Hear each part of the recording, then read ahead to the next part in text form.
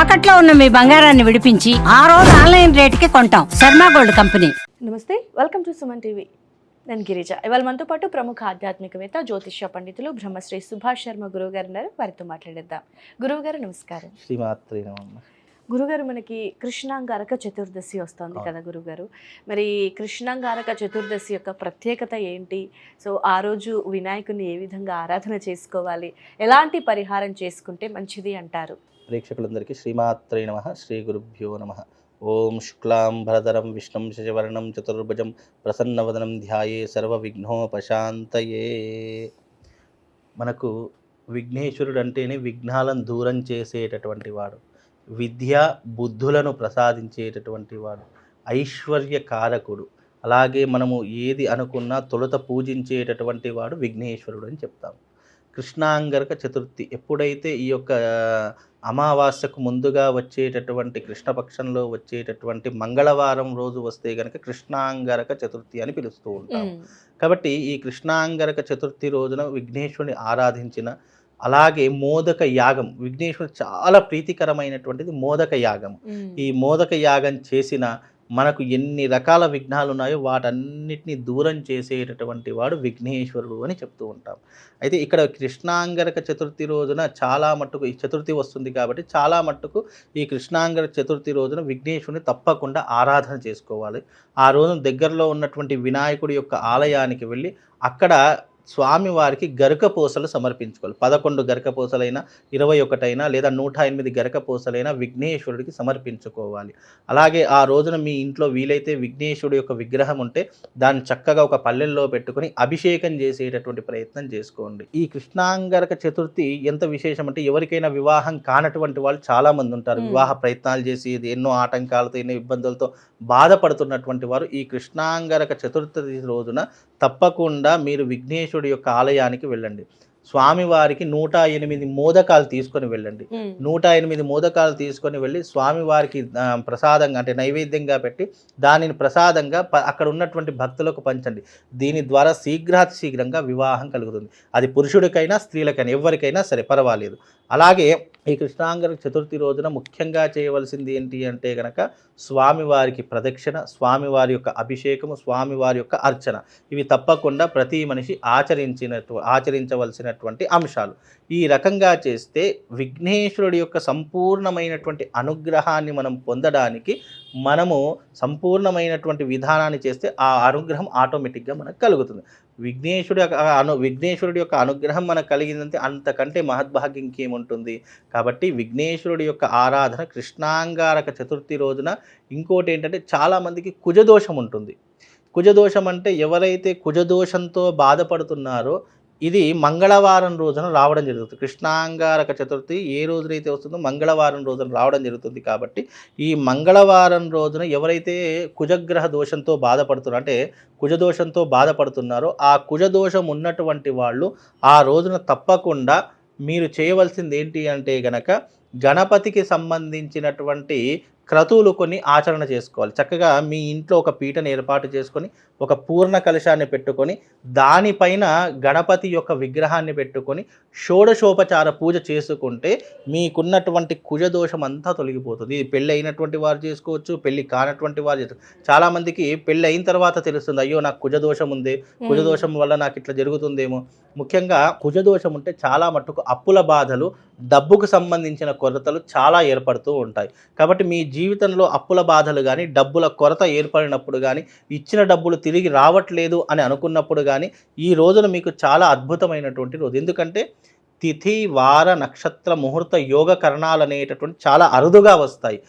ఆ అరుదుగా వచ్చేటటువంటి రోజుల్ని మనం సరిగ్గా యూటిలైజ్ చేసుకుంటే, సరిగ్గా ఉపయోగించుకుంటే గనక ఆ రోజున ఆ యొక్క రోజు మనం చేసేటటువంటి విధి విధానం వల్ల మన జీవితంలో ఎన్నో రకాలైనటువంటి మార్పులు కలుగుతాయి. ఇది మీరు రాసి పెట్టుకోండి. కృష్ణాంగారక చతుర్థి ఏదైతే ఉంటుందో మీ జీవితాన్ని ఉద్ధరింపజేసేటటువంటిది, మీ జీవితాన్ని మార్చేసేటటువంటిది. వివాహం కానటువంటి వారికి వివాహము, ఎవరైతే ఆర్థిక సమస్యలతో, రుణాలతో బాధపడుతున్నారో రుణ విమోచనం కలుగుతుంది. అలాగే ఆ రోజున అంగారక స్తోత్రము అని మనకు దొరుకుతుంది. అంగారక స్తోత్రాన్ని చదువుకోండి. దీని ద్వారా మీ జీవితంలో ఎట్టకేలకు అన్ని రకాలైనటువంటి ఇబ్బందులు తొలగిపోతాయి. అలాగే కుజదోషం తొలగిపోతుంది, మీకున్నటువంటి ఆర్థికపరమైన దోషాలు తొలగిపోతాయి, వివాహం కానటువంటి వారికి వివాహం, ఇలా 1 కాదు 2 కాదు. ఆ కృష్ణాంగారక చతుర్థి రోజున మనం ఎన్ని పనులు అయితే చేసుకుంటాం, గణపతికి సంబంధించిన ఎన్ని విధానాలు చేసుకుంటామో అన్ని విధానాలు కూడా ఆచరించవచ్చు. ఇంకోటి ఏంటంటే ఉపవాస దీక్షకు కూడా పెట్టినటువంటిది పేరు. ఆ రోజున తప్పకుండా ఉపవాస దీక్షను ఆచరణ చేసుకోవాలి. ఆ తర్వాత ఉపవాస దీక్షను చేసిన తర్వాత మరునాడు తెల్లవారితే గనక మనము ఉపవాసాన్ని వదిలివేసేసి ఆ రోజున భోజనం చేస్తే గనక దీని యొక్క పూర్తి ఫలితాన్ని మనం పొందగలిగి తప్పకుండా గణపతి యొక్క అనుగ్రహాన్ని మనం పొందేటటువంటి అవకాశము కృష్ణాంగారక చతుర్థి రోజున కలుగుతుంది. ఇది అంటే ఇవన్నీ ఎందుకు చేసుకుంటాము అని అంటే గనక ఇవన్నీ కూడా మనిషిని ఉద్ధరింపజేసుకోవడానికి. ఇప్పుడు భగవంతుడు అనేటటువంటి వాడు మనిషి జీవితాన్ని మార్చడానికి మనం చేసుకునేటటువంటి కొన్ని క్రతువుల వల్ల మన జీవితం మార్చేటటువంటి అవకాశం భగవంతుడి చేతిలో ఉండదు. ముందు ఏం జరుగుతుందో భవిష్యత్తులో ఏం జరుగుతుందో తెలిసినటువంటి వాడు భగవంతుడు ఒక్కడే. మనకు భవిష్యత్తులో ఏదైనా కష్టం ఉంది, నష్టం రాబోతుంది, ఇబ్బందులు రాబోతున్నాయంటే అది ముందుగా పసిగట్టి దానిని దూరం చేసేటటువంటి వాడు, ఆపత్కాలాన్ని దూరం చేసేటటువంటి వాడు భగవంతుడే. కాబట్టి ఇలాంటి ప్రత్యేకమైనటువంటి తిథులు వచ్చినప్పుడు ఆ తిథుల రోజున తప్పకుండా మనం ఆరాధన చేసుకుంటే మనకు అన్ని రకాల మేలు జరుగుతుంది. కృష్ణాంగారక చతుర్థి అనేటటువంటిది ఏదైతే ఉంటుందో అది పూర్తిగా గణపతికి అంకితం చేయబడినటువంటి రోజు. ఆ రోజున గణపతికి సంబంధించినటువంటి ఉపాసన, గణపతికి సంబంధించినటువంటి ఆరాధన, గణపతికి సంబంధించినటువంటి ఉపవాసం చేస్తే గనక తప్పకుండా మనకు శుభము లాభంతో పాటు సంపూర్ణమైనటువంటి ఆరోగ్యం కూడా కలిగి అన్ని రకాలుగా మనకు మేలు జరిగేటటువంటి అవకాశం ఏర్పడుతుందమ్మా. గురుగారు, మరి కృష్ణాంగారక చతుర్దశి అంటే వినాయకునికి సంబంధించింది. సో వినాయకుడిని ఎక్కువగా పూజించాలి అని అన్నారు కదా. సో ముఖ్యంగా మనకు వినాయకుడిని ఎందుకు అని అంటే విద్యాబుద్ధుల కోసం ఎక్కువగా పూజ చేస్తాం.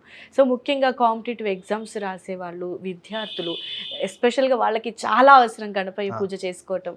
సో వాళ్ళ కోసం ప్రత్యేకించి ఏదైనా పరిహారం తెలియజేస్తారా? తప్పకుండా. ఇప్పుడు ఇక్కడ కృష్ణాంగారక చతుర్థి రోజున ఎవరైతే విద్యార్థులు, ఎందుకంటే విద్యకు బుద్ధికి జ్ఞానానికి ప్రతీక విఘ్నేశ్వరుడు కాబట్టి విఘ్నేశ్వరుడి యొక్క సంపూర్ణ అనుగ్రహం పొందాలి అంటే గనక ఆ రోజున ఒక పుస్తకము, ఒక పెన్ను అంటే కలం ఎవరికైనా దానం చేసేటటువంటి ప్రయత్నం చేయండి. లేదా స్కూళ్ళు ఉంటాయి, గవర్నమెంట్ స్కూల్స్ ఉంటాయి, పేద విద్యార్థులు ఉంటారు, వాళ్ళు ఎవరైనా పేద విద్యార్థులు ఉన్నా కానీ గవర్నమెంట్ స్కూల్స్లో ఉన్నటువంటి వాళ్ళు కానీ మీ పిల్లల్ని తీసుకుపోయి వాళ్ళ చేతితో ఒక పుస్తకము, ఒక పెన్ను వాళ్ళకు దానం ఇచ్చేటటువంటి ప్రయత్నం చేయండి. దానము అనేటటువంటిది కాదు, కానీ ఇలాంటివి ఇవ్వడం ద్వారా మనకు విద్యాబుద్ధులు కలగడంతో పాటు మన జ్ఞానం కూడా పెరిగేటటువంటి అవకాశం కలుగుతుంది. సిద్ధికి బుద్ధికి ప్రతీక విఘ్నేశ్వరుడు కాబట్టి మనకు కాంపిటేటివ్ ఎగ్జామ్స్ ఉన్నాయి అంటున్నారు. అలాగే ఇప్పుడు ఎవరైతే ఈ యొక్క ఎగ్జామ్స్లో పాస్ కావాలని ఎవరైతే మీరు ఆశపడుతున్నారో అలాంటి ప్రతి ఒక్కరూ కూడా ఈ విఘ్నేశ్వరుడి యొక్క ఈ కృష్ణాంగారక చతుర్థి మంగళవారం రోజు వస్తుంది కాబట్టి ఆ రోజున గణపతికి 108 ప్రదక్షిణలు చేసుకోండి. 108 ప్రదక్షిణలు చేసుకుని అక్కడ ప్రశాంతంగా ఒక 5 నిమిషాలు కూర్చుండి విఘ్నేశ్వరుడి యొక్క నామం అంటే మంత్రం చెప్తాను, ఆ మంత్రాన్ని జపించుకోండి.